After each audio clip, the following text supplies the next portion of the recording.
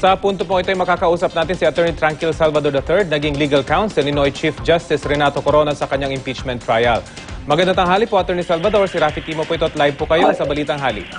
Ay, magandang hapon po. Magandang tanghali po sa inyo, Rafi. At sa lahat na nakikinig dyan sa programa ninyo. Opo. Ano po yung reaction ninyo una bilang naging legal counsel ni Chief Justice Renato Corona doon sa ibinunyag kahapon ni Senador Bong Revilla Jr.? Well, ang reaction ko medyo nagulat ako. Kasi siyempre, it's a process na aming pinag-participate kami at naniwala kami sa proseso ngayon. At sana nga umaasa kami na buong-buo yung proseso ayon sa konstitusyon. May mga detalye pong lumabas noon na mga aligasyon na may mga lumabas na pera, pero itong detalye po ito hindi lumabas. May narinig ho ba kayong ganitong insidente noong nangyayari pa yung trial? Alam niyo, nung nangyayari yun, ang dami ho kasing haka-haka, di ba? Maraming kwento, maraming sabi-sabi. Mahirap naman ho naming paniwalaan bilang abogado kung wala itong basihan. So we really relied on the process and the faith in the system.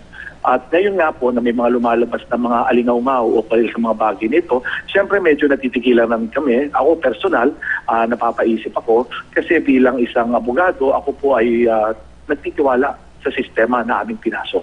Pero at any point po noong nangyayari yung trial, may narinig ba kayo na may mga senador na nagpunta ng Malacanang o sinundo para kausapin tungkol sa kaso? Ayan ho, wala ako narinig na ganyan na may sinundo, tinagpo. Pero po, siyempre, meron ho kaming siguro yung mga bali-balita na naririnig na may kakausap, ganun. Pero ano po yan, haka-haka lang at sabi-sabi pa lang po noon eh. Pero po ito bago dahil mismong sila ang nagsasabi na nakapag-usap daw po sila. Ang sabi po ng Malacanang, inamin nila na nangyari nga yung pulong sa pagitan ng Pangulo at ni Senador Bong Revilla. Pero ang sabi nila, hindi raw ito para kumbinsihin si Revilla na bumoto laban kay Corona. Sa inyong palagay po ba may paglabag bang ginawa yung palasyo? Alam niyo po, una muna tingnan natin yung sitwasyon, Rafi? Ang mabigat po kasi dito is your word against my word eh. Di po ba? Sa ngayon, sasabihin na ito po ang nasabi ng ating senador at ito po ang nasabi ng ating executive department. So sa ngayon, para ang magtitimbang dito ang taong bayan. Sino ba talaga o ano po talaga yung accurate na statement na nangyari po dito? Kasi pero po sa tatanong niyo kung meron bang paglalabag sa batas, kasi po ako bilang abogado, ang babalikan po kung ano nakalagay sa rules of court. Nakalagay po sa rules of court na isang desisyon ay dapat ginagawa ng isang hukom na wala siyang influence or interest sa kasong ito.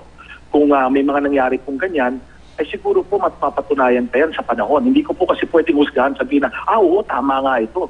Because still, sa ngayon, it's your word against mine. Ganun po ang nangyayari.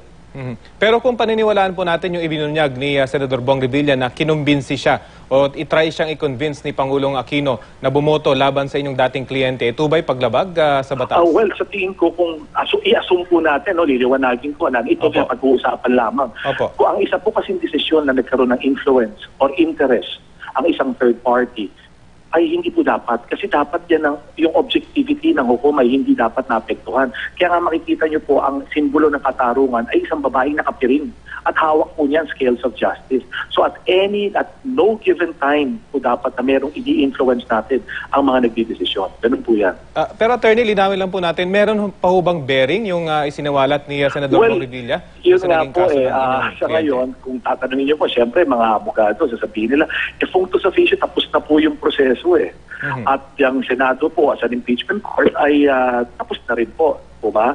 Kaya lang siyempre ang bumabalik po ito siguro kaya napag-uusapan sa mga binabanggit na usapin ngayon is you go back to what happened and think na naging maayos ba, naging buo ba ito, naging katanggap-tanggap po ba sa ating mga kababayan. Palagi ko yun po ang learning experience po natin dyan. So legally, attorney, wala na magagawa rito pero kumbaga yung pagsusulat sa history na lang kung tama yung mga ibinunyag ni Senador Revilla. Unless na meron po diyang medyo maverick na abogado na susuriin po yan, medyo mahirap na po eh.